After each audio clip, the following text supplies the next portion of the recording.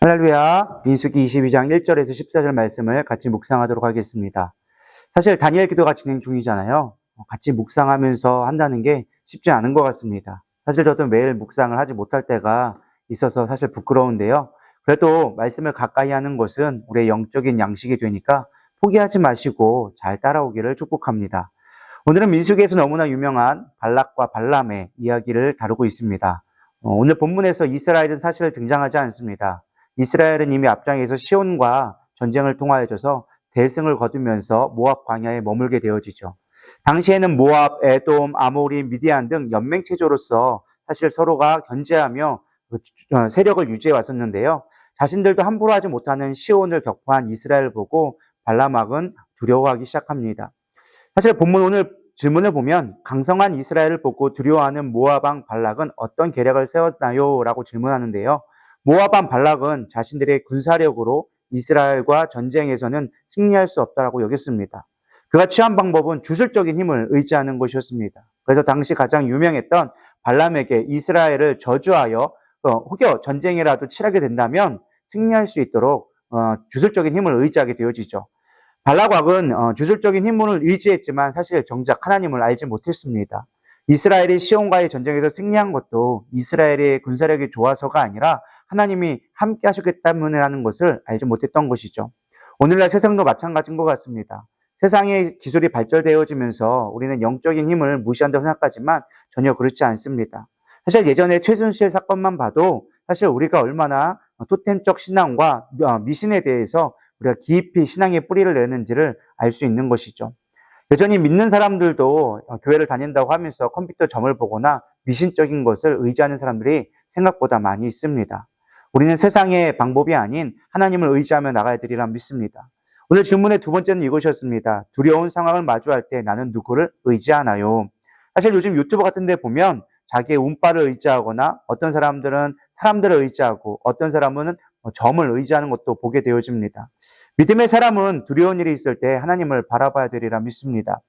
문제는 우리가 하나님의 시선을 바라봐야 되는데 우리가 늘 문제만 바라보고 있기 때문에 우리가 늘 문제 앞에 넘어질 수밖에 없는 것 같습니다. 다시 본론으로 돌아와서 발락이 사신을 보내서 발람을 데려오라고 하죠.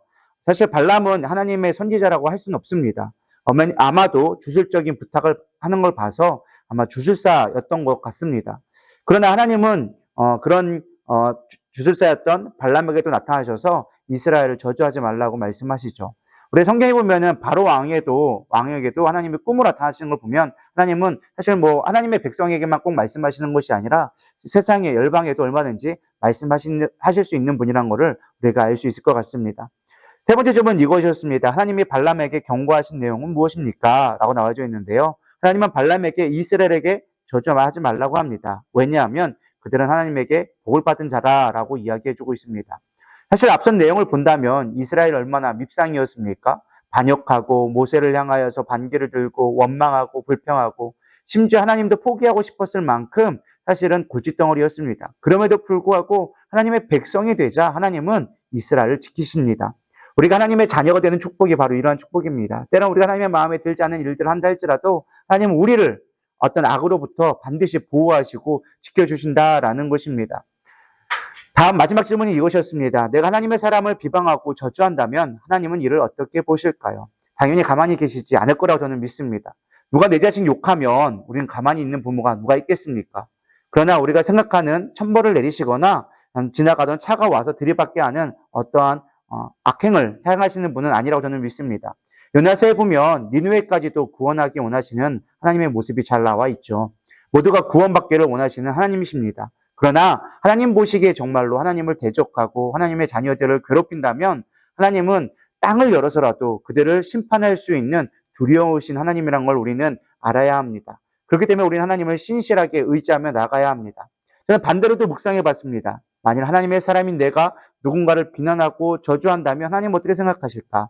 사실 10편 37편 1절에 보면 악을 행하는 자들 때문에 불평하지 말며 불의를 행하는 자들을 시기하지 말지어다 라고 이야기해주고 있습니다. 사람과의 관계가 힘들어지면 나도 모르게 욕하고 불평하고 비난하게 되어지죠. 그러나 우리는 그 모든 것들을 회개하고 하나님 앞에 맡겨야되리라 믿습니다. 때론 직장이든지 나의 삶 속에서 나를 힘들게 하는 사람들이 너무나 많이 있지만 그러나 그들을 위해 기도할 수 있을 때 하늘 문을 여셔서 우리에게 축복해 주시고 또 그 사람도 바꾸시고 나의 상황도 바꿔주시리라 믿습니다. 오늘도 하나님을 의지하며 하나님 우리를 지키신다라는 그 믿음을 가지고 승리하는 오늘 하루 되기를 축복합니다. 기도하시겠습니다. 하나님 감사합니다. 오늘도 우리는 연약하고 우리가 알 수 없는 수없이 많은 악한 것들이 우리를 넘어뜨리려고 공격해 옵니다. 그러나 하나님께서 나를 지켜주시고 보호하심을 믿음으로 선포하기를 원합니다. 어떠한 시련이 오고 어떠한 환란이 온다 할지라도 두려워하지 않고 원망하지 않고 하나님만 바라보고 나갈 수 있는 오늘 하루 되게 하여 주시옵소서. 그렇게 하나님의 우리를 지켜주실 걸 믿사오며 감사하며 살아계신 예수님의 이름으로 기도드려 싸움나이다. 아멘.